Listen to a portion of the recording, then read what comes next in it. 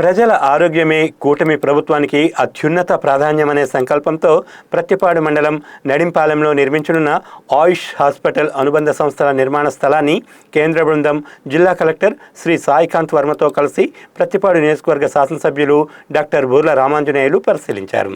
ఈ సందర్భంగా ఆయన మాట్లాడుతూ రాష్ట్ర ముఖ్యమంత్రి నారా చంద్రబాబు నాయుడు కోరినట్లుగా కేంద్ర ప్రభుత్వం మన రాష్ట్రానికి 100 కోట్ల వ్యయంతో 100 పడకల ఆసుపత్రిని ప్రత్తిపాడు నియోజకవర్గ పరిధిలోనే నిర్ణయించడం, దాని మేరకు కేంద్ర నిపుణులు ఇప్పటికే రెండవసారి పర్యటించడం జరిగిందన్నారు. ఇది మాటల ప్రభుత్వం కాదని చేతల ప్రభుత్వమని, మా ప్రభుత్వం ఏదైతే చెబుతుందో అది ఖచ్చితంగా చేసి చూపిస్తాం అనే అవగాహనతో ప్రజలు గమనిస్తున్నారని ఎమ్మెల్యే అన్నారు. మన ప్రియతమ ముఖ్యమంత్రి నారా చంద్రబాబు నాయుడు గారు కోరినట్టుగా కేంద్ర ప్రభుత్వం మన రాష్ట్రానికి 100 పడకల ఆయుష్ హాస్పిటల్ని మంజూరు చేయడం, ఆ 100 పడకల ఆయుష్ హాస్పిటల్ని ప్రత్తిపాడు నియోజకవర్గ పరిధిలోనే ఇవ్వాలని ముఖ్యమంత్రి గారు నిర్ణయించడం, దాని మేరకు కేంద్రం నుంచి నిపుణులు ఇప్పటికి రెండోసారి కూడా రావడం, మొదటిసారి వచ్చినప్పుడు వారు కొన్ని అబ్జెక్షన్స్ని రైజ్ చేయడం, ఆ అబ్జెక్షన్స్కి జిల్లా కలెక్టర్ గారు, తర్వాత అదేవిధంగా ఆయుష్ డైరెక్టర్ గారు వారు వాటికి సంబంధించి సమాధానాలు కూడా ఇవ్వడం జరిగింది.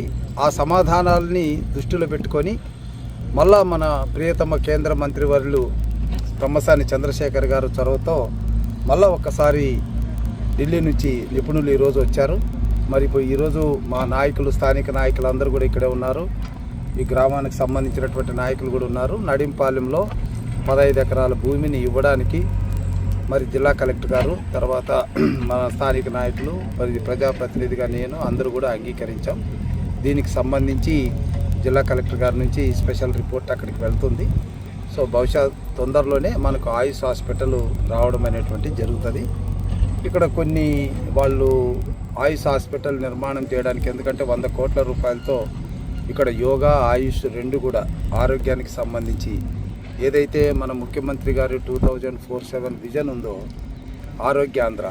ఆరోగ్యాంధ్రకు సంబంధించినటువంటి ఒక ఆలోచనలో భాగంగానే ఈ కార్యక్రమం జరుగుతుంది. సో మేము మాటల ప్రభుత్వం కాదు, ఇది ఎప్పుడు కూడా చేతల ప్రభుత్వమే.